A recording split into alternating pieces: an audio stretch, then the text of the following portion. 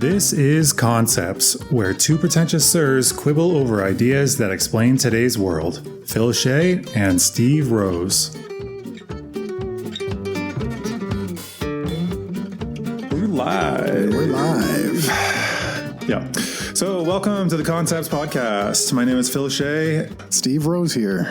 I write for makeaskillcheck.com and a couple other websites, and I write fiction. And Steve? I write for steverosephd.com, my own personal brand where I talk about mental health and addictions. So today... yeah, you can cut out that awkward gap. No, obviously we do that every time, and I'm going to keep this discussion of that because that's a meta discussion, which is very relevant to our topic today, which is perfect. Meta. We're talking about meta, dude. That was so meta. People like to throw that word around, so I thought we might have a good conversation discussing what it might mean. When you say the topic's meta or the concept is meta, that's the first thing that comes to my mind is people like saying it, and it's like that's so meta, so profound. Like, whoa. What do you think they're saying when they say that then? Like, they don't mean ironic because that's obviously very different, but they mean it's like a discussion of a discussion. It can be. That's one way. Yeah. So it's a prefix that you add on things that comes from the original Greek, meaning after or beyond or about. So in this context, it's actually kind of funny because I'll learn about some of the applications of it. I've just basically thought about this and went through all the different ways and things I could find that have meta as a prefix and what it could mean or does mean. And so I thought I wanted to talk about metacognition first. Right. So meta is not just this thing that we throw around in like cool phrases in that kind of like surfer California tone. No. Okay. So I guess an easier way to think about it is it's self-referential. Okay. So like metacognition, cognition meaning thinking, is thinking about thinking. Yeah. But it can also mean something like after or beyond or above. So like meta-humans is what they use actually in the Marvel, I think, universe, where they talk about, it's basically their word for superhumans, because meta meaning above, they're above standard humans, just as what super means, right?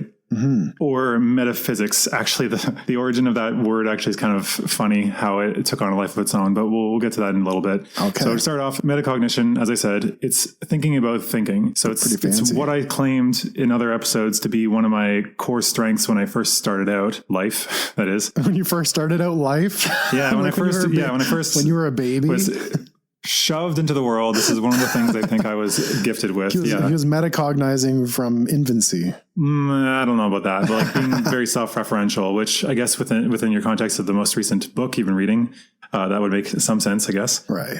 With that book, you want to talk about it? You want to mention it? What? We're going to be talking about what we're reading now? Yeah, why not? It kind of organically grew in there. Okay. I've been super obsessed over this book right now called Adult Children of Emotionally Immature Parents, which you recommended to me. Oh, yeah. And it really took hold, and I couldn't stop reading it. Wrote a giant summary of it if you're interested. We'll link that. Yeah. How does this tie back in your thoughts? Oh, because I would probably be classified as an internalizer, somebody who tries to think about how to improve themselves to get the emotional fulfillment that they need, I guess. Right. If I were to fall into either category. And so that might be self-fulfilling in a way. Yeah. So the internalizer category is someone who is emotionally neglected in their upbringing. And sounds so harsh. Instead of emotionally not tended to, they had kind of a colder parental tone, and nobody talks about emotions or difficult topics. And an internalizer turns inward and either isolates or blames themselves for a lot of problems that occur, and starts trying really hard to gain a sense of emotional fulfillment through doing more in relationships, which can lead to self-neglect. And you go down this downward spiral of being resentful of people you're doing everything for and doing all the emotional labor in relationships. We're going a bit further into this concept than I was hoping you would do. The reason why we bring that up is because an internalizer has a lot of metacognition, meaning, well, if you're really lost in it in the early stages, you don't know what's happening, you blame yourself. But as you start to realize the dynamics that are playing out, you can step back from these unhealthy dynamics and actually understand the bigger picture, which is one of the actual tools in the book. It's the observational mindset to kind of study your parental interactions. Like what I say is like an anthropologist in a sense. You're like Jane Goodall going into your family dynamics and studying the chimpanzees. Excavating. They're using tools. Oh, look at that pattern. But that's kind of a meta awareness. Yeah, actually, it's funny that you mentioned the anthropologist, which ties into the book that I'm currently reading. What book are you reading? I'm currently reading Intuitive Eating, which is nice. It seems like another book that's like this. It seems like a classic. I think it was released in like the 90s, but it's arguing a method to approach healthy eating and not needing strict rules, which if you're somebody that, like, if you're part of the majority of people who try to lose weight, then you might have a lot of these things going on. And I highly recommend it so far, though I'm only halfway through. One of the recommended things they talk about is having an internal anthropologist paying attention to how your body is functioning, which would be a form of metacognition. Am I hungry now? Am I actually full? Am I eating this just because I'm bored? Did I actually taste half the meal I'm eating? And so you kind of dig through those things. But back to the main topic at hand, metacognition is generally exercising these things. Can I just fuse these two ideas together in the concept of cognitive diffusion, actually in acceptance and commitment therapy? It's the ability to step back from your thoughts and to see the context, the bigger context of what's going on here. And I think that really sets the tone for the usefulness in the practical areas of meta, perhaps. Perhaps. People may argue, though, like they might ask questions like, what's the use in thinking about your thinking? It's just a waste of time. And what would your response be to that? Well, if you don't think about your thinking... Just navel gazing, wasting your time, just thinking about your thinking, not taking action. I'm trying to answer your question here. Do it. Answer. You're coming off very, very aggressive. Well, so... Just the way you like it, my friend. Wow. Just hijacking the conversation here. Oh, sorry. The conversation that I'm leading, the one that I'm supposed to be the lead of. Yeah. Sorry for directing it, but continue, please. Marry these things together. Yeah. So the purpose of thinking about your thinking, well, if you don't do that, you're simply reacting generally. You're just going through life either in a haze, like sleepwalking. That's like one version of it, where you're kind of just a follower version. And the opposite version of that is you're just going around exploding on everyone as like this emotionally reactive person, which is actually one of the emotionally immature parent types in that book, by the way, the emotional parent. It's kind of, you got to walk on eggshells around people like this. And so if you're not thinking about your thinking, it's just happening for good or for bad. Maybe you get lucky and things work out, but maybe not. And that's the nature of counseling, is we're thinking about your thinking to create more effective thought patterns. That does seem to be one of the purposes of therapy more generally, is encouraging and developing the skill of metacognition. Because like you said, most people are just kind of reacting to what's going on and not questioning these things. Like if you find you have a really negative reaction when somebody does something kind to you or for you, then you might want to consider what's going on there. Why are you reacting like this? Because there's clearly something there. Yeah. What I think of when people dismiss this is usually thinking that psychology is just mere psychobabble that is just taking your money and giving you nothing. But I think these people are just so lacking in metacognition that they may not even be aware that how controlled they are by their emotions or by these natural instincts, these trauma responses that are just so ingrained in their lives. So they just are reacting constantly. It's just a walking ball of psychological scar tissue that lashes out whenever a thing is touched. Yes. So I want to give you some examples of metacognition. I don't have any written down, so maybe you can help me with this. Okay. But it's like, I guess for me, for snacking, for instance, of watching a movie, like one of the things they pointed out was, this is all going to go back to food because I'm reading that book right now, that you chase the first few bites and then you may not even be aware that you're continuing to eat, especially during exciting scenes. It seems to pick up the pace of consumption. And then the next thing you may notice is that it's just gone. You're touching the bottom and you don't remember actually consuming it all. Okay. So being unaware of that. This really reminds me a lot of mindfulness. Is it not very similar to mindfulness? I know that book distinguishes between mindful eating and intuitive eating, but would you say that metacognition is really a form of mindfulness? It's not necessarily, because mindfulness is about being experiential in the moment, whereas metacognition is being able to, I mean, it is relevant, but I think metacognition is being able to see the processes that are happening and interpret them and understand them and maybe intervene with them. Instead of flying off the handle, you can do some breathing techniques, incorporating mindfulness in, but you still have to be aware of these things happening. So I guess mindfulness might just be, I don't know, it depends. Like it depends on who's talking about it, because it seems like the definition could be a little bit fuzzy at times. What do you think? Do you think they're the same?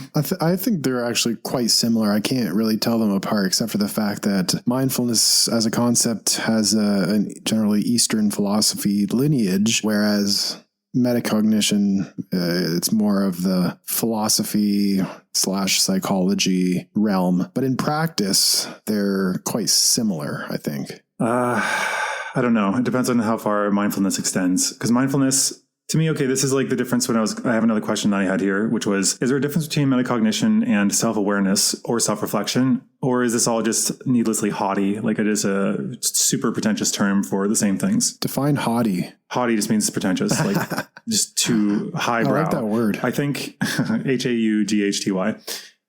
So I think, to me, self-awareness seems different than metacognition, because to me, self-awareness just knows like, I like these things. I am about this. This is my goal in life. These things are important to me. And self-reflection, I think, is more similar, because you're looking at yourself and saying, okay, well, I did these things, so this might imply maybe that, or maybe my drives for this or this other thing. And I think mindfulness seems to be more in terms of self-awareness to me, like you're experiencing in the moment, but it doesn't necessitate you picking apart and thinking about these processes outside of that moment. Maybe, I don't know, maybe it does. Right. No, I see that distinction, because mindfulness does lend itself to more of a letting go and conscious presence and just being. Yeah, uncritically analyzing, but experiencing. Yeah, experiencing, taking in, sensing. Whereas metacognition, yeah, you're right. It does go into more of a realm of analyzing, and which mindfulness typically doesn't go that far. It's like mindfulness seems to be like listening to the music and experiencing the highs and lows of it.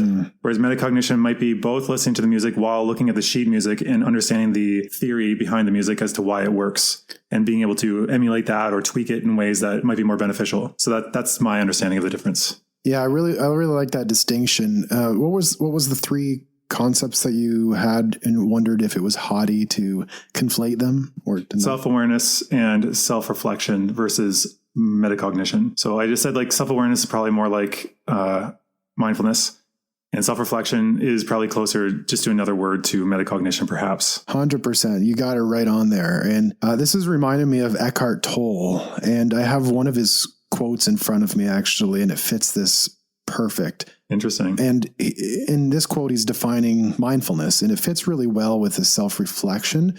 And what is the self? And maybe I'll just read it here and we can talk about it. So it goes, quote, "Give up defining yourself to yourself or to others. You won't die. You will come to life. And don't be concerned about how others define you. When they define you, they are limiting themselves, so it's their problem. Whenever you interact with people, don't be there primarily as a function or a role, but as a field of conscious presence." He capitalizes presence. "You can only lose something that you have. You cannot lose something that you are," end quote. Being, not doing.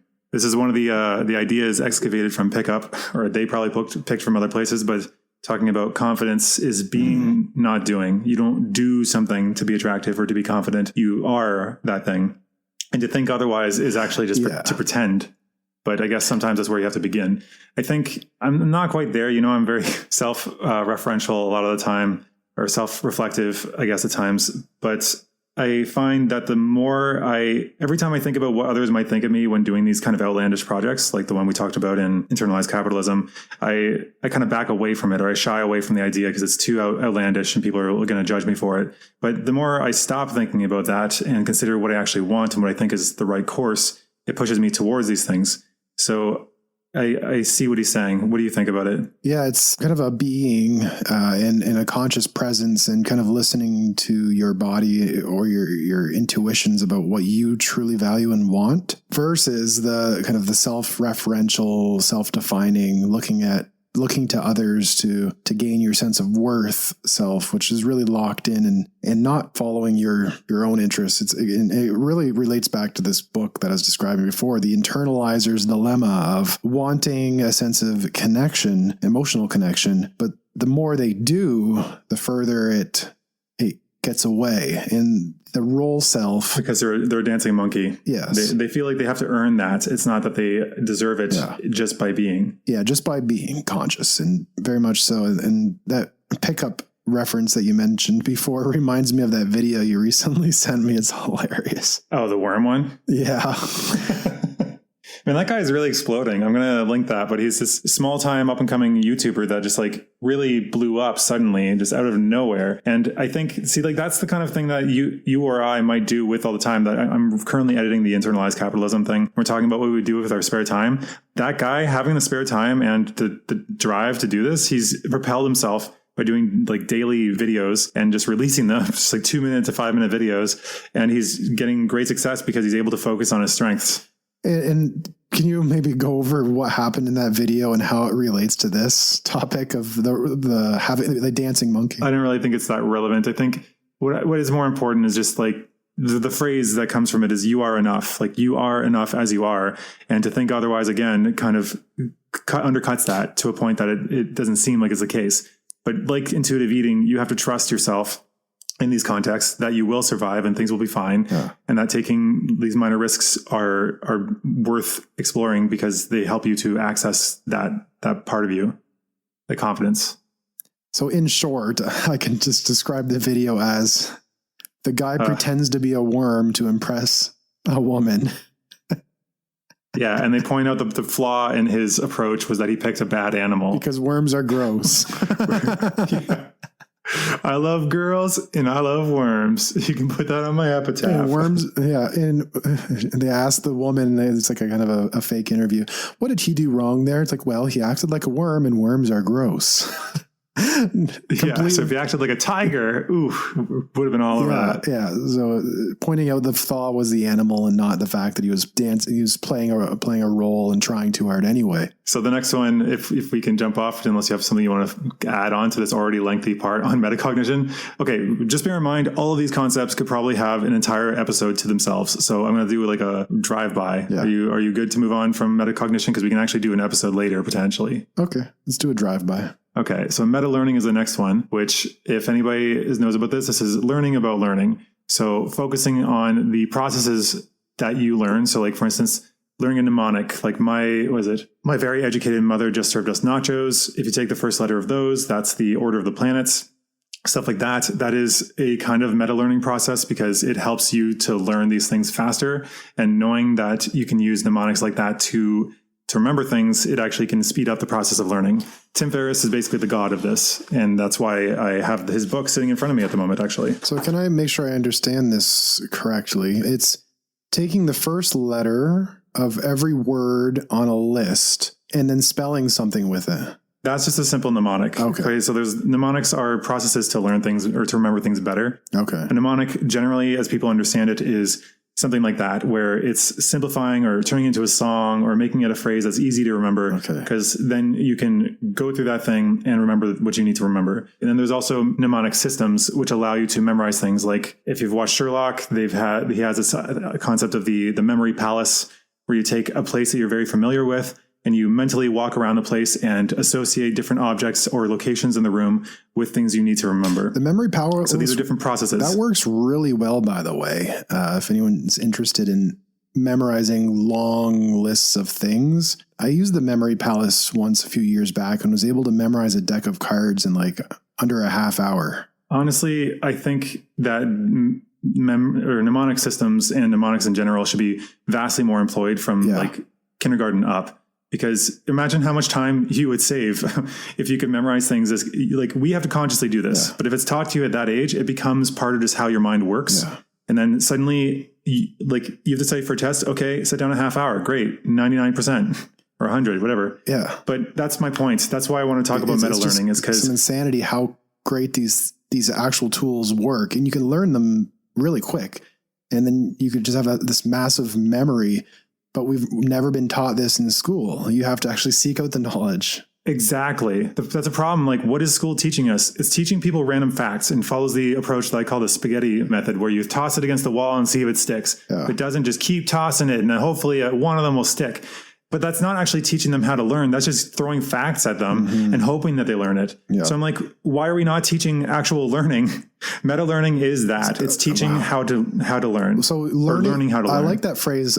You have to learn how to learn, because we just focus on the learning, but we don't focus on the meta learning, the learning how to learn. Yeah. Which makes it way more efficient. You're left to do that on your own. Yeah. So meta in this case is about, so it's self-referential. Same with in metacognition, it's cognition about cognition or learning about learning. Okay. Most of them are going to be self-referential in that way. Like skills to do with skills is the next one, meta skills. But nice. For Tim Ferriss, he actually came up with in the front of his book, this book I would highly recommend. It's the badly named The 4-Hour Chef. The 4-Hour Chef focuses on cooking, but really the entire thesis of the book is how to meta learn, how to learn and deconstruct things in such a way that makes them easier to digest and much faster to learn. And he talks about how like it took him years to barely be able to even say a single sentence in Spanish. But then when he actually came up with a refined technique, which I will explain if you care to hear it, then he was able to supercharge that to learn Japanese in a year, German in like, I think Chinese in 6 months, German in 3 months. And like it just keeps getting faster because he was able to refine the technique more and more. Wow. Are you interested? Sure. I guess this super powerful tool would be vaguely interesting to me and the people listening. I'm not too interested in languages, but yes, let's do that. It's not, okay, just for anybody listening that it's going to be as narrow focused as Steve, it's beyond just the example I gave. It's literally any skill you can possibly think of. Oh. He just gives languages because that's what he used. Let's learn it then. Is it, because I know the Memory Palace is good. Is this similar or different? It's not the same. It's more about procedural or statements based. Okay. It's different. So how do you learn how to learn really, really well? Okay. So he has two processes. One is called DIS and the other one is CAFE. Okay. So DIS is DSSS. So it's DS3 if you want to think of it. So first one is deconstruction. So what are the minimal learnable units, the Lego blocks I should be starting with? So you take whatever it is that you're trying to learn, like say cooking or whatever, and you break it down to what are the most core components of that thing. So say chopping, peeling, boiling, roasting. You could pick a bunch of things and say, okay, these are the Lego blocks that are required to be good at this thing. Then the second one is selection. So which 20% of the blocks should I focus on for 80% or more of the outcome I want? So this is going back again to the 80-20 rule. Which ones would be the most payout for the least amount of effort? Mm-hmm. The next one is sequencing. In what order should I learn the blocks? First S is which one should get the most attention. The second one is which order should they be put in? And the third S is stakes. How do I set up stakes to create real consequences and guarantee I follow the program? So some sort of commitment level. So to repeat, first, break it down to its smallest components. Second, identify which components are the most valuable. Third, see which order makes the most sense for the components. And then finally, how do you make up some sort of commitment scenario that will force you to actually follow through, or at least encourage you to follow through? So that's his approach to learn any skill. The secondary principle is CAFE. Anyway, let's start with this. Did you understand what I was saying? Let me reflect it back in my own way of approaching things. Let's think about Taekwondo. Okay. No, I want to think about learning counseling skills. Sure. Whatever you want. So let's say I learned the technique of acceptance and commitment therapy by breaking it down into the 6 pillars that compose acceptance and commitment therapy. And then can they be broken down even further? Each pillar? I guess each one can be broken down into different metaphors and exercises. Okay, so it seems like the pillars are probably the more important approach. Yeah, and I guess that's kind of what I did in one of my articles on how to increase psychological flexibility. Was I was summarizing the technique for others so that it's useful, but really what I was doing was learning it myself through the process of kind of organizing the building blocks and their importance and the hierarchical system, and really kind of having a meta view of the technique itself, seeing it from that bigger picture and summarizing everything in one article rather than it feeling very loose and vague and large. Yeah, nebulous, like a cloud. Yeah. Making it more concrete. Yeah, so you put them into the blocks. That's right. And then the second one, which ones are the more important 20% of that? In this case, it might not shake out to 20%, but would you recognize some of the, like 1 or 2 of the pillars of the 8 being more useful than the other ones that require more focus and finesse, more payout? They're all pretty important, but I guess you can say the cognitive diffusion is kind of a huge part of it. So that might require a little bit more attention. And sequencing is which order should they be learned in? Like if you had to choose, like you can't learn them all at once. Yeah. You should probably refine. So I guess you would argue that maybe cognitive diffusion would be the one to start with. Perhaps, yeah, and acceptance would be up there as well. It's somewhere between those two. Given that acceptance is right in the name, you could already see it's important. Yep. So you would kind of find what are the building blocks that compose the thing I want to learn. What are the most important of these building blocks, and how can I force myself to pay attention and commit to learning it? Yeah. So for you were very committed to learning this because it's the career you were choosing. And your livelihood will depend on your capability of doing this. So you had built-in stakes to do that. Mm-hmm. So it's important for these things. For him, when he studied Japanese, he was in Japan and had to basically sink or swim at that point, and he almost sank, given his story. But yeah, you kind of walk through those things. I want to also cover his other thing, cafe. There's no A in it. It's just CFE. But it's easier to remember with cafe. So the first one, diss, you can think of like the 80s term to diss someone. Oh, yeah. But no I. And then this one, cafe, is CFE. So compression, frequency, and encoding. So compression is how can you encapsulate the 20% of the most easily graspable stuff on a one-pager. So you essentially did that with your 6 pillars post. Yeah. You took all that and you put it in one page. Yeah. And you made it compressed down, so it's more important and easy to digest. Yeah. Then frequency is how frequently should I practice? Can I cram? And what should my schedule look like? What growing pains can I predict? And what is the minimum effective dose for volume? So that's a different concept altogether. I'll skip that for now. But just how frequently can you commit, and should you commit to practicing these things to review? And then finally, encoding, how do I anchor the new material to what I already know for rapid recall? That's huge. So like, how do you tie it back to your areas of familiarity? Yes. That's very useful. I do that with names, actually. Yeah, that's a remember people's names. Huge thing in counseling is you don't just tell people information because they don't remember, just raw information. For teaching in the university context, if you just sit there and spout a bunch of information to students, you come back the next week, you're like, so remember when we talked about this? Everyone's like, huh? Like they've never heard of it before. You're like, I just spent the last hour last week talking about this. Like that's literally what happens every single time. So maybe we're doing that in a podcast at times. That's kind of why I wanted this to be more conversational, which is why the design one may have fallen flat, the design episode. Right. Yeah, the design episode, which it was more of like your favorite, you lecturing me. And I forget everything you said. Literally, I don't really remember much of it. And that's good. That's how learning works, is you have to anchor it to someone else's current knowledge. And so teaching works best through discussion. And so in discussion, what it does is provides context, and there's stories, there's relating it to people's lives, and like, oh, that fits with when I did this thing or this other thing that I know that's kind of like this, but it's slightly different. You're putting it into a place in their life, not just, as you said before, throwing spaghetti at a wall and seeing what sticks. Because some of it will find context. Maybe you talk long enough, the person will be like, oh, that reminds me of this other thing. And they'll remember it. Yeah, that reminds me of my job. Yeah, eventually that'll happen.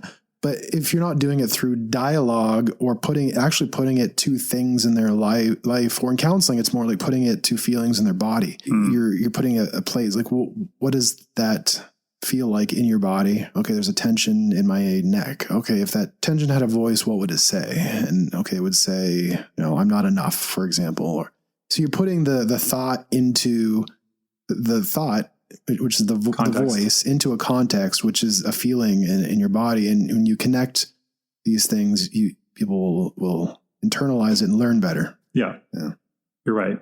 So for you, back onto the thing, you did compression on the one page, then frequency, you had to use it regularly in either your classes or actual practice. And encoding, well, you already had some framework for therapy and communicating with people, so you could relate back to, oh, I've been screwing this up all these times, or I should have done this at that time. Right. So it is easy to tie back. But that's all I wanted to say about meta learning. If you want more on this, The 4-Hour Chef, amazing, or pretty much anything by Tim Ferriss. Yeah.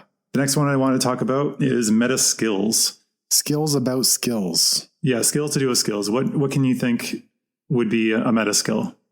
Learning how to do something that's generalizable and useful for a bunch of different areas rather than like a specific skill, like chopping onions, for example, seems very, very kind of narrowly focused versus developing your balance. For example, it seems like it's relevant for a lot of different things.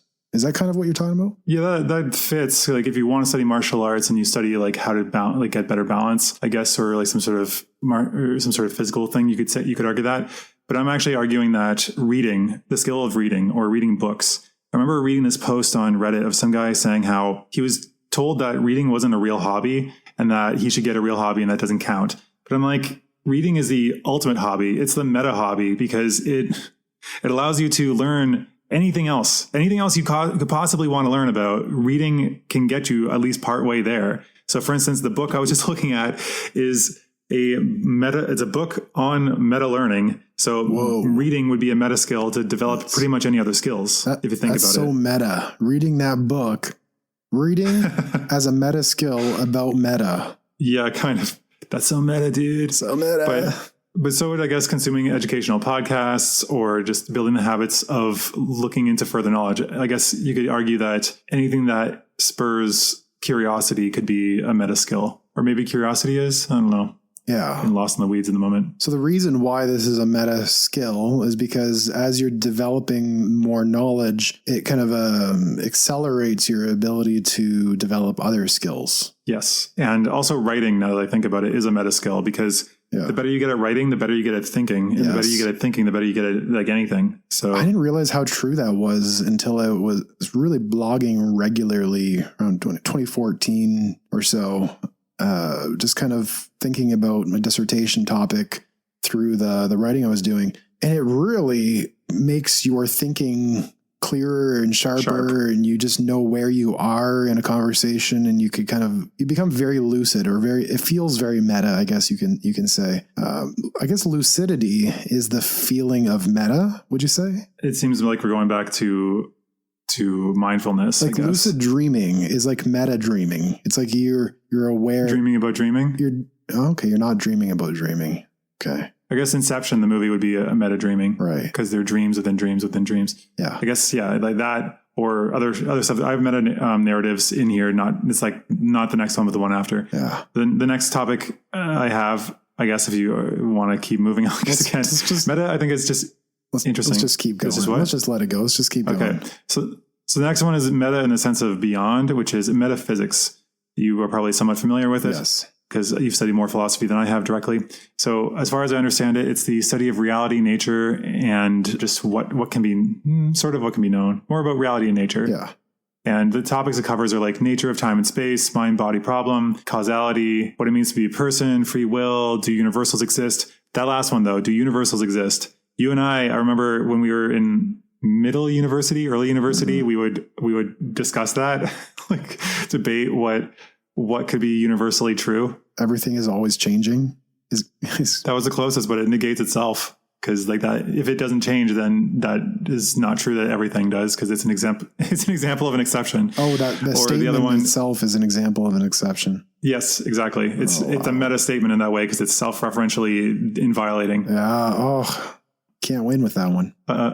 Well, change is the only constant is the one, I guess. But again, it it itself does not change. The best quote I found on metaphysics was, metaphysics is the finding of bad reasons for what we believe on instinct. So like, is beauty universal? Like we believe it is because we're taking our perspective, but it may not be. What do you think about metaphysics? I'm kind of overthinking about it because it gets very abstract. Oh yeah.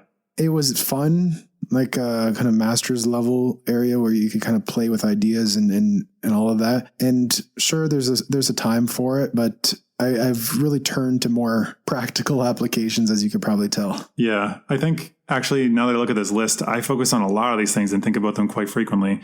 Like the nature of time, the mind-body problem, causality. I've already argued on this alone that I'm a determinist, which is arguing that causality is a major factor in whether we have free will or not, which free will is also on this list. So what it means to be a human, what it means to be a person, that I think about sometimes. You've become really somewhat of a philosopher here. Yeah, I guess that's my name. Philosophizing. Yeah, I guess my aunt, I remember, told me to go into that. And my dad's discouragement, if you remember, was that philosophy is a waste of time. All it is people sitting around thinking about what bark is made of, which shows... is partly true. Yeah, I mean, it is probably metaphysics, a corner of metaphysics, but like the more useless part of it, because it's like the nature of time could be useful for like physics and stuff along those lines. Like Einstein must have done at least some level of this to get to his conclusions. And yeah, but I think it can definitely go astray. It's a very broad field, and I'm definitely not going to do it justice. So I'm going to move on. Let's move on from metaphysics. It's way too big. It's just too much. Yeah. So that one's, again, beyond. Oh, right. The name. I just wanted to cover that. The name metaphysics. Do you know where it comes from? It's the dumbest naming ever. No, I don't know. So Aristotle wrote a book called Physics, and then whatever, I think him discussing this idea was the book after physics. So it's just literally named the one after physics for Aristotle. So it's not actually anything to do with the meaning of the words. It's just, this is the book he wrote after physics. Wow. They didn't put a lot of thought into book naming back then, did they? No, definitely not. Didn't have any books. Okay, so then the next one I have is meta-narratives. Yeah, I have meta-narratives and ludonarratives. So they did have books back then, didn't they? They didn't have many books. Oh. They had to write them all by hand. The printing press didn't exist. Yeah. They did have books. They didn't have many. That's right. I was going to say. Yeah, like it would take a lot of efforts, and most people couldn't read. So... Oh, that's funny. Anyway, the next one is meta-narratives and ludonarratives. So ludo means games. I thought this one was interesting. They're actually two separate ones, and ludonarratives may technically not be meta, but it seemed relevant enough, and it kept coming up when I was looking it up. So a meta-narrative is a narrative about narratives. If you've ever watched anything by Dan Harmon, it's almost always in the text of the stuff you're watching. Like Rick and Morty, for instance, at the end of season 1, he says, "That's it. That's the end for season 1. We're done. We did it."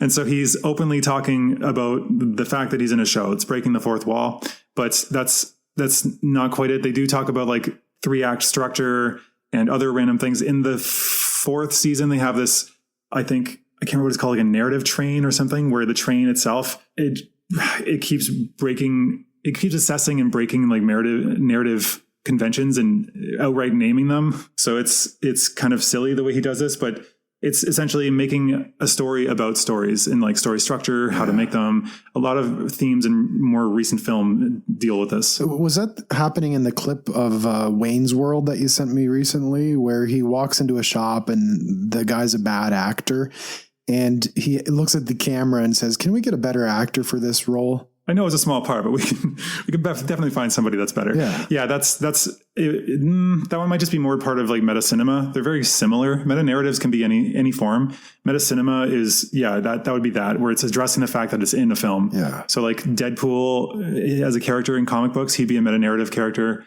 because he often comments on the themes and the characters in it.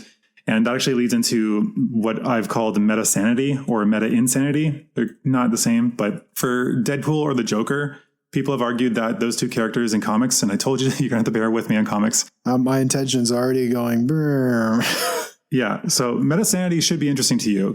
Okay. So like the Joker constantly engages with Batman and sees his purpose in life to engage with Batman. But he also is pretty much seemingly out of his mind in that world. He throws away human life like it doesn't matter. He's kind of sadistic, and he just does things to get a rise out of people or to make a point. And I've heard people argue, I know many people will hate this, especially fanboys, but he's arguing that the reason the Joker acts the way he does is because he's actually aware that none of this is real. He's a villain in a comic book hero story, and he's just playing that part because he's like, you know what, screw it. Like, I see that this is not real at all, but I'll play that part. Why not? Like lucid dreaming. It's like, nothing really matters. I can do whatever I want. Yeah, except for in this form, they only exist in that medium. Deadpool is another example where he openly talks about how he's in a comic book. And he's like, this is my comic book. I can't actually die here. And the other characters in that universe, in the text, they regard both these characters as like incurably insane. They're completely insane because in that context, they are, but they're actually correct at the same time. Imagine if somebody acted like that. Well, that would be solipsism, right? Like just thinking that you're the only mind that actually exists and everyone else is just a figment of your imagination. Yeah, it's like a version of psychosis in some sense where nothing's real and everything. Yeah. Another more defensible version of that's cropped up in recent years is the simulation hypothesis that we are currently just one of infinite numbers of potential simulations like the Matrix, where we could be something as simple as them just trying to predict what the weather will be like in the world. And they're just simulating historical events, which we are living through right now, but at a much more sped up rate that we don't understand. There's an episode of Black Mirror that deals with that, where it pairs people together and makes them go on timed dates and sees how they interact and work out. And then the ones that work out are the ones that get suggested. It's like an advanced form of Tinder, where they have conscious virtual versions of us dating virtual versions of other people, so it can tell us which one is the most optimal mate for us because it's run all the simulations. However, in those simulations, the simulations themselves are conscious. So it's like, oh shit, like how much pain are we creating in the world? Oh, it's like A/B testing with simulated selves. With conscious simulating selves, yeah. Wow. Yeah, that's pretty dark. A book that kind of goes into that is called The Age of M, where it talks about how M's, I guess, in his mind, are conscious beings that live only in the virtual world and can speed up or slow down their consciousness. And it got kind of dry after a bit, but the concept was kind of interesting to me. Mm-hmm. Any other comments on meta sanity, if you want to think about that? Sanity regarding sanity, super sane? No, I think we're good there. We can continue driving along. Okay. Meta insanity is another one. This one, it's not something I found. It's just something I came up with. Both of these ones I don't think there's actually a Wikipedia page for. But meta insanity, because like I started thinking about, what if you think you're going insane? You're not, potentially. But if you believe you are, then you can actually drive yourself crazy by focusing on how you think you're going crazy. This is actually way more common than you may think. No, I know. That's what I'm thinking, because it seems like that's the surest way to drive yourself crazy is to focus on these things. Yeah, that's super common. A book or a movie that was amazing, one of the best horror movies I've ever seen, creepiest at least, is called The Babadook, which is about how it's unclear whether it's real or not, a lot of the film, because she's focusing on it. And the monster itself says in this, it comes from a storybook. It says, if you don't believe in him, you'll see him everywhere. And the more you try not to see him, the more you will see him, which is kind of true about a lot of these things where you think like, oh no, I'm going crazy. Like, no, I'm not. I'm just going to shove that away. But then because you constantly have to keep checking it, in your subconscious at least, you'll keep noticing these instances of how you're confirming what you most fear. Yeah, what you resist persists. And I think I've said that before on here. But it's very, very true. And this relates to a version of obsessive compulsive disorder, more on the pure O realm of it, which is rumination or obsessing. And the more you struggle with your thoughts, the more you get pulled into the thing that you're resisting. So the thought that, am I going insane, for example, it's just a thought. It doesn't necessarily have to be good or bad or harmful. It's just a thought. But the more you struggle with it, oh no, am I? And you're checking, you're looking for evidence constantly. No, I'm not. And then you're trying to convince yourself you're not. The more you start to manifest what you're thinking, it affects your emotions. You're fearing, and very common actually in crisis type calls. Not so much in ongoing long-term counseling because there's more of a level of stability. But when people are really in a crisis, a lot of the conversation tends to be focused on, I just want someone to tell me I'm not crazy right now. And I don't use that word pejoratively. It's literally what people may say using that word crazy. I would never use that word, but people use the word and they just want to know that what they're doing that makes sense, really. Like it's validation. Right. Yeah, that makes sense. And I think, because like you have to keep focusing on it. The next one I wanted to drive to is metacriticism. So I just realized that I didn't actually talk about ludonarratives at all, but metacriticism came up because a lot of the videos I watched on ludonarratives were criticizing other critics about their interpretation of ludonarratives. So it's criticism of other criticisms. You get criticized. You criticize the criticism for its whatever ineptitude or inaccuracy or whatever you want. Right. But I found that kind of funny. So I could criticize someone's review and say their critical review was unfounded in facts. Mm-hmm. Yep. You could say that. I was wondering if you thought that postmodernism would be maybe a metacriticism. Postmodernism is a criticism of all grand narratives, of meta narrative. Yeah. That's actually one of the core definitions of postmodernism. But if you think about it, that is a meta narrative about meta narratives. And it's also like, or a grand narrative about, it's a grand narrative that grand narratives can't exist. It's itself a narrative of the world saying that these things cannot exist. So you have to subscribe to this belief to believe that other beliefs don't exist. It's not much of a narrative, though. It's just a deconstruction, perhaps. It's not posing anything in replacement. Is it not that everything boils down to power? That would be more post-structural philosophies of Michel Foucault, particularly. Yeah, but he doesn't. Yeah, right. And he doesn't identify as a pomo person, but people definitely identify him as such. So it's like, well, there you go, death of the author. You've been labeled as something that you claim not to be. Yeah, but no, Foucault would be, yes, everything boils down to power relations, and which you can argue perhaps is somewhat of a meta narrative or grand theory. But I think, well, it is a grand theory that you don't have. Your subscription to this grand theory is the criticism of grand theories. That's my point. It doesn't have to give you something other than the fact that you're buying into this to not buy into the others. Because like to buy into this means that you're trying not to buy into any, but you're still buying into that one. Do you see what I'm saying? Right. You are buying into something, which like it is putting forward an idea, and its idea is to contradict other ideas and saying that those ideas are wrong. But then to follow that idea means you have to still subscribe to what it's trying to get rid of, a grand narrative. Mm-hmm. Yes. It deconstructs itself in the end, really. Yeah, but then you kind of have to still subscribe to it to keep doing that. Yeah. But that's what I mean. It's self-referential. But I wanted to touch on ludonarratives because it's just an interesting idea. So ludonarratives, like movies or books or TV shows, are one directional. They're coming with the information and giving it to you, and you're just you're just passively consuming it.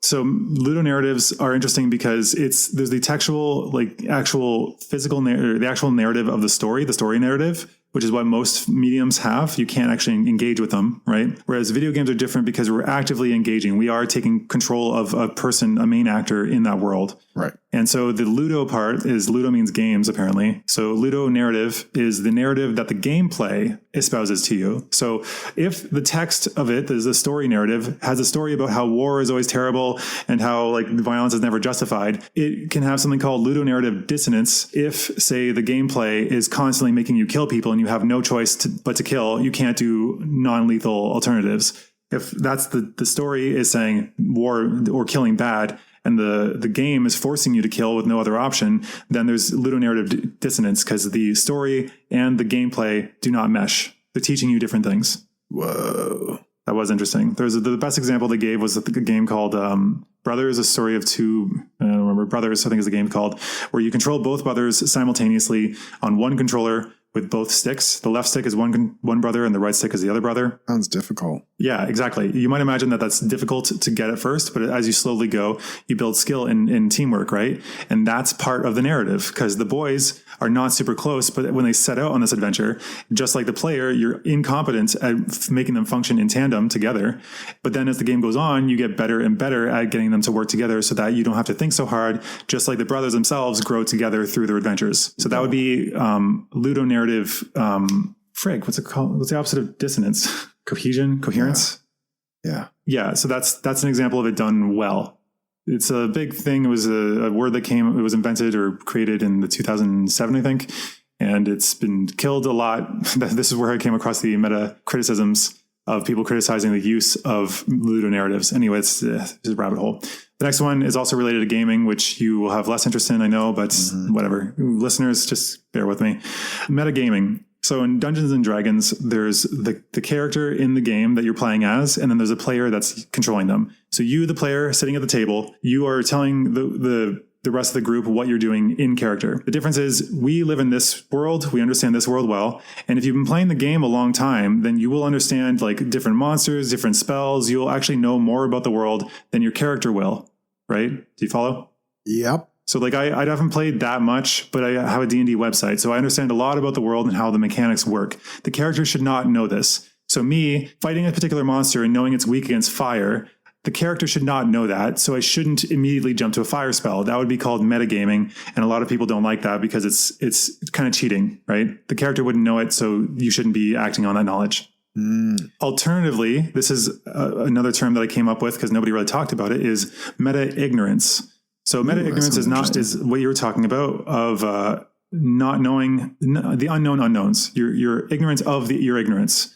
Yeah. And I think when it comes to D&D still, it's the fact that the player doesn't understand the world that he's functioning in, and the character should, because the character lives there. The character has survived in that world, and it's a very dangerous place. So they would know where the dangers are, how to engage with this kind of person, what's a good decision and what's not.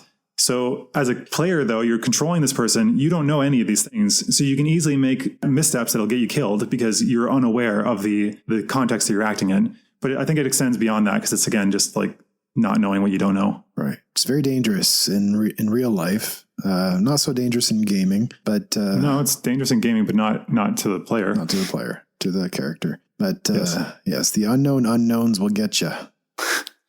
Yes.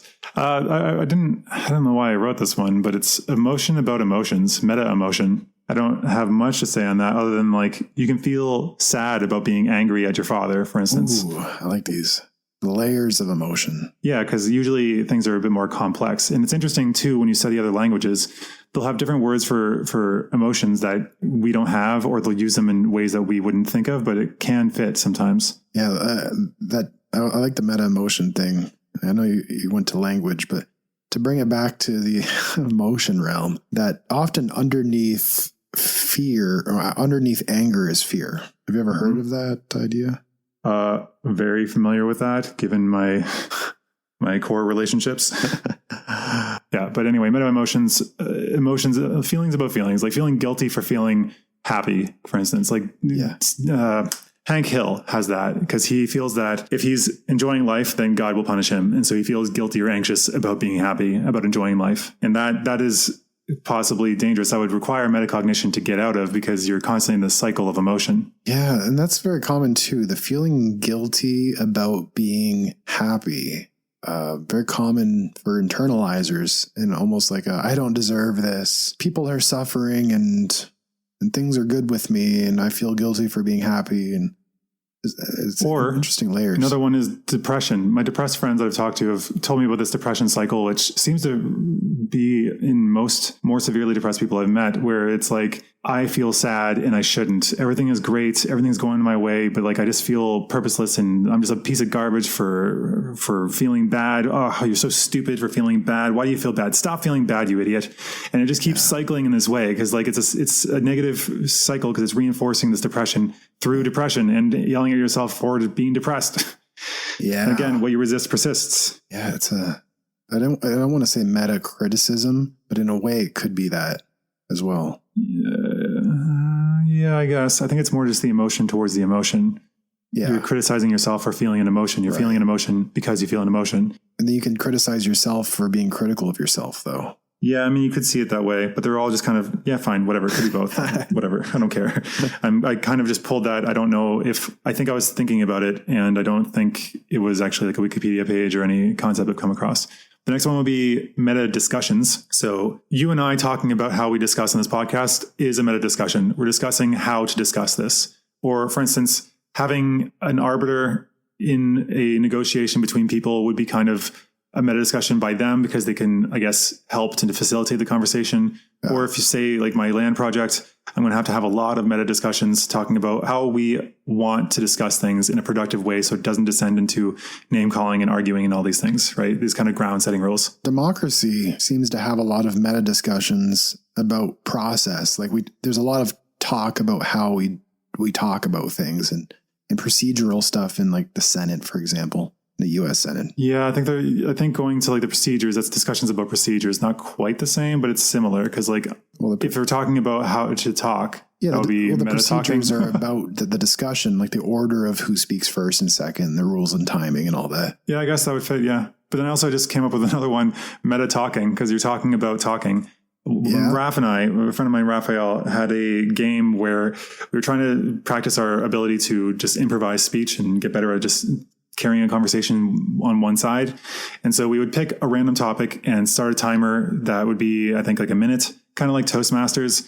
We would get the person to talk for a minute, doesn't matter what they say, pretty much on that topic without stopping. And then we would talk about what they talked about and how to improve it. Toastmasters in general could be seen as a meta talking, meta speech format. Very interesting. And I know one of the more recent meta discussions we've had about our podcast related to who leads and how we lead and all of that. And so perhaps illustrating our discussion about our discussion here might be useful. And we can maybe talk about what we've kind of figured out about our way of our leading styles. Yeah. I tend to lead from the front and you tend to lead from the back.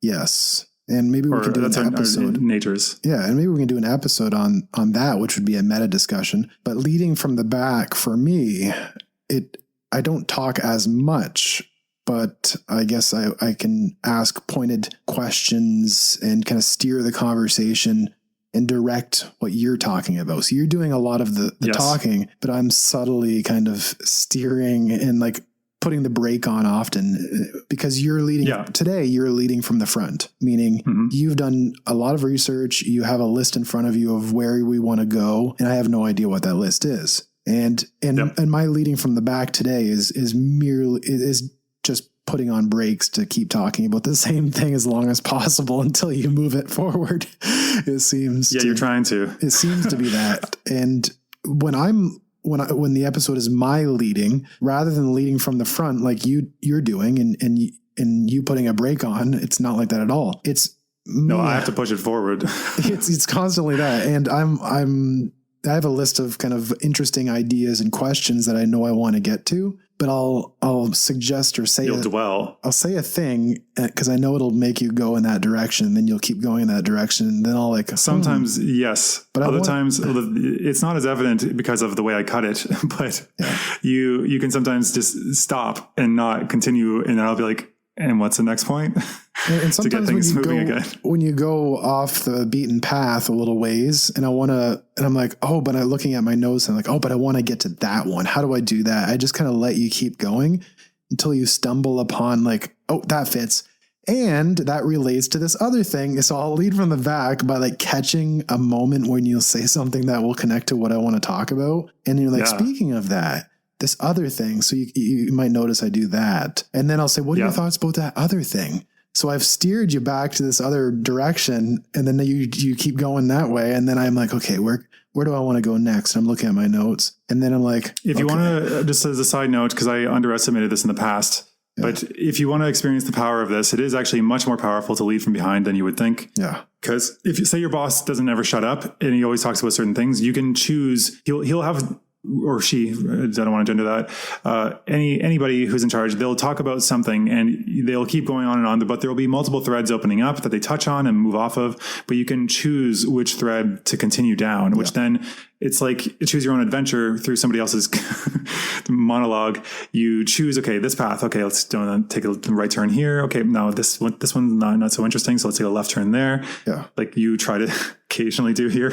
Yeah, I do it through meta awareness of where are we in this conversation. So it's like a bird's eye view. And my notes awareness of awareness. Yeah, I'm aware of the bigger conversation and where we are in it. And I have a map. Or it could be above awareness. Above it. I'm above awareness. Yeah, you're super aware. I'm so above that. But yeah. I've only got, by the way, 4 other meta concepts, and then that's it. Well, I'm really hitting the emergency brake. You're really pulling it there, because I'm like, okay, if anybody's curious, this is an hour and 7.5 minutes, and to me that equates to like 4 or 5 hours of editing. So that was an example of a meta conversation. There we go. Yeah, that's a meta commentary on the podcast, I guess. A comment? No, it's not. It's a comment about the comment.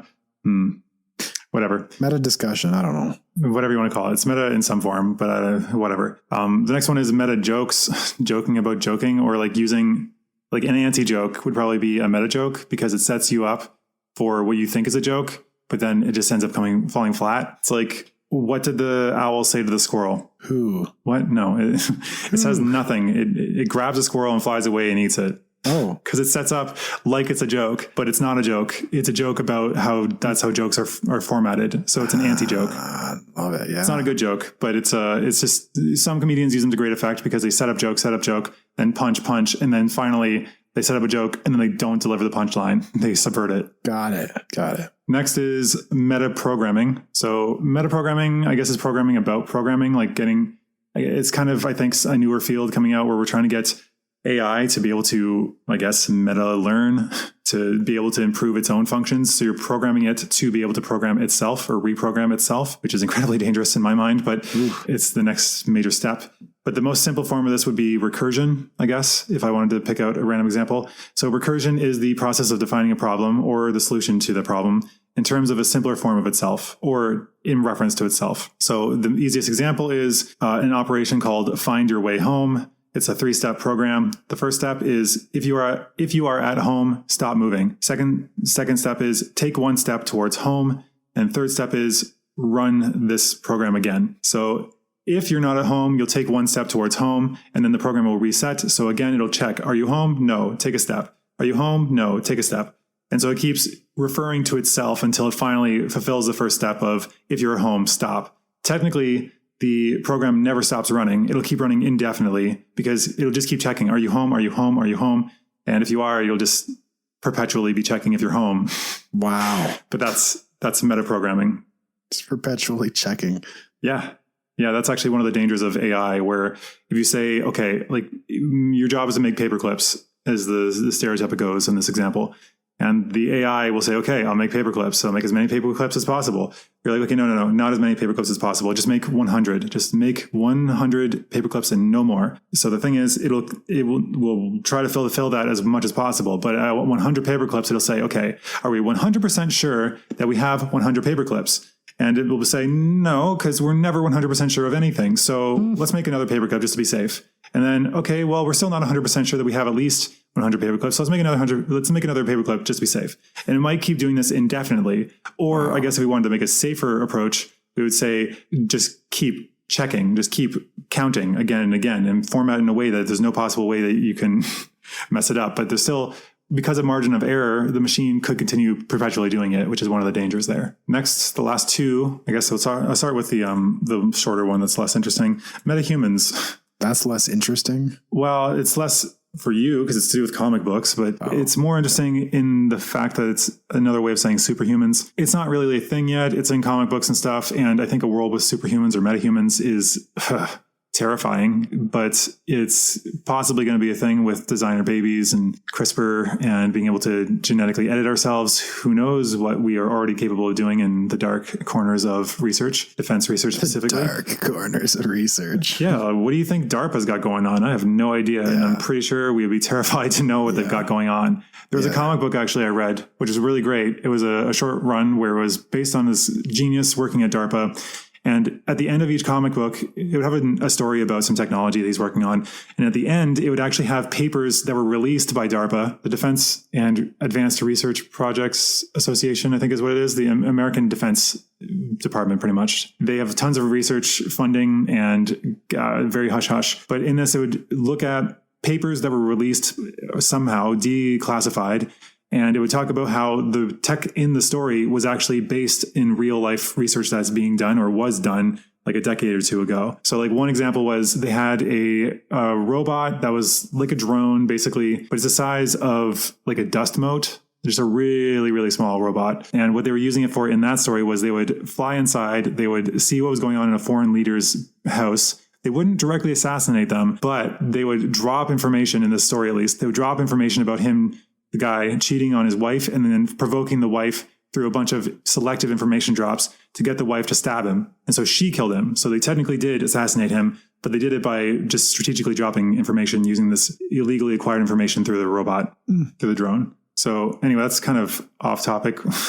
It's so shocking if you've listened to this this far. Surprise. Oh, by the way, this is episode 14. This is the last one before we're better than half half of podcasters. No way. Yeah. One more and then we've done it. We can give up. We gone done it again. Yeah. Last one.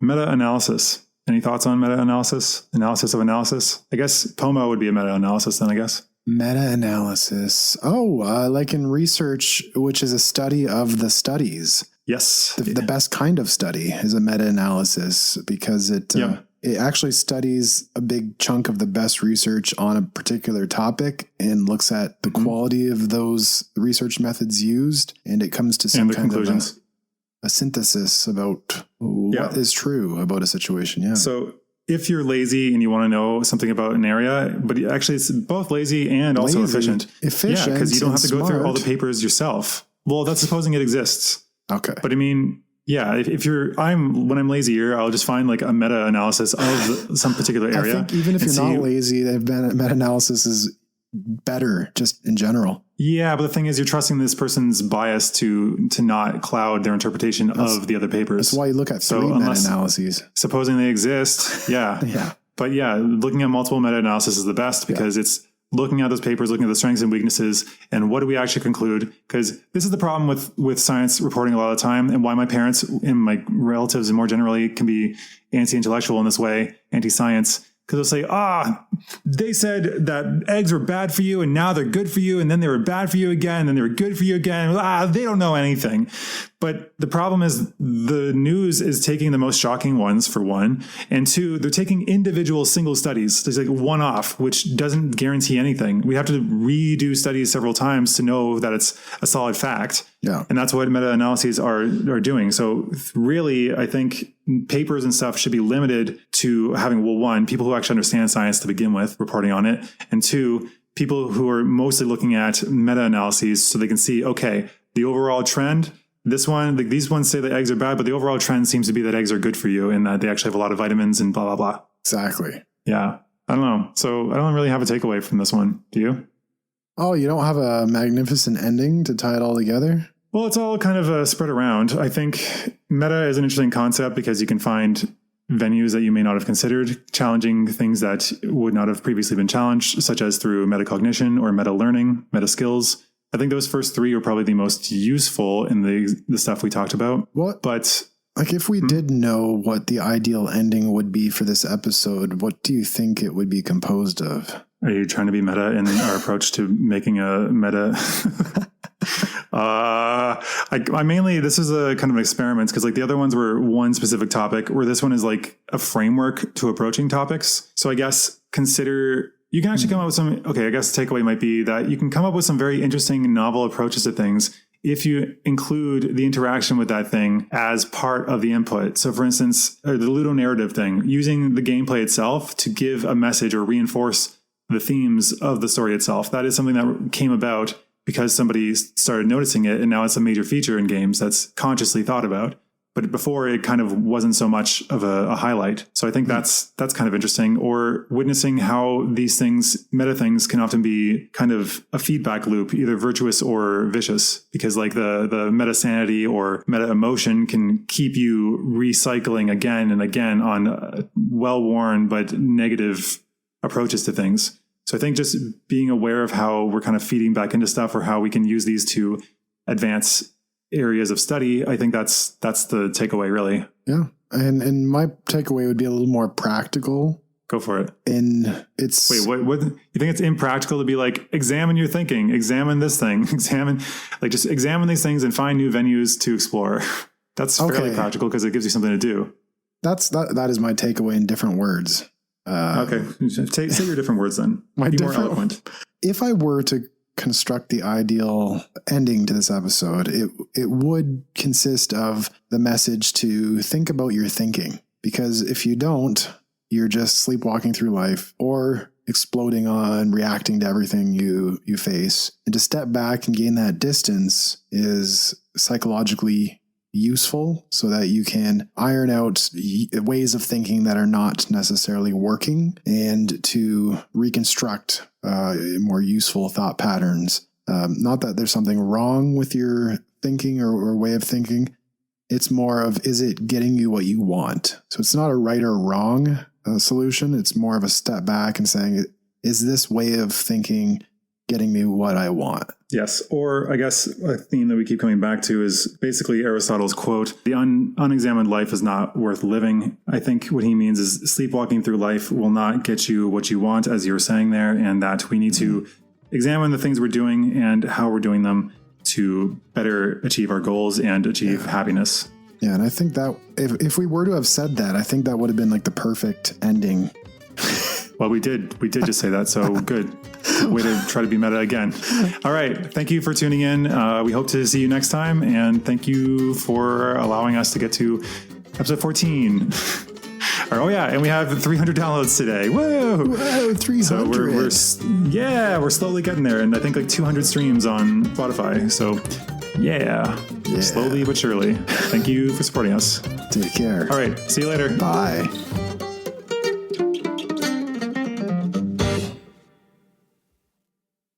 Yeah, you're going to have an interesting talk here, I think. I'll probably find it boring, I know.